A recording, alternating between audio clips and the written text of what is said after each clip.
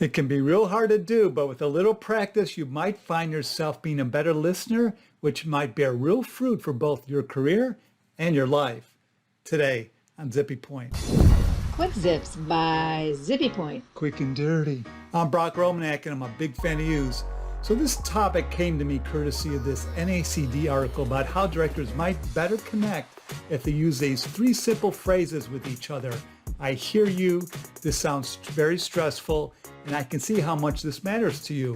These phrases help someone know that the other person was indeed listening. I've always thought of myself as a fairly decent listener, but over the past year, I've really deepened the well, developed some real skills in this area due to a Year of Living Mindfully program that I recently wrapped up under the tutelage of Jonathan Faustin, along with 80 other people that took part in the program.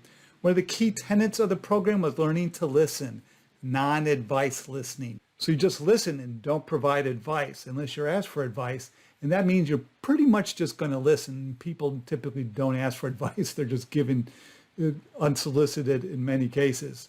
So you're not sharing any anecdotes, your own experiences, your own beliefs, because those are all subtle forms of providing advice. Let me tell you, this is a powerful practice because we're all taught very early on in our lives that being a good conversationalist is listening for cues about how we can connect so that we interject pretty typically and pretty fast into a conversation with our own spiel about a topic. We just launch right in there, typically before the other person is finished with their thought. We interrupt them. And trust me, it just feels so good to just sit back and truly listen, to not have to worry about interjecting yourself with their own take, and to let the other person truly, fully express themselves, to even guide them further with some light mirroring. Light mirroring is when a person is pausing, perhaps finished with a thought, and you mirror back the last few words in the form of a question.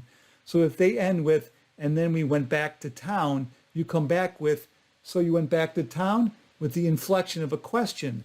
And then they naturally go on to tell you more without realizing that you just prodded them, that you just asked them to continue to go. And in doing so, they're subtly being informed that you've been listening because you repeated back some words that they just said. Mirroring is a negotiation tactic that the pros use, and mirroring is also a relationship therapy to help resolve conflict. It's called Imago Therapy.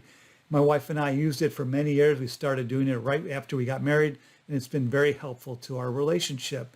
Like all things, it takes practice to get good at. And it's great for young kids too. When you mirror back a few words that a kid says, they then know that they were heard. And with kids, you can see a distinct change in their behavior pretty fast when they know that they're being heard, that you're listening to them. So try it out and let me know what you think.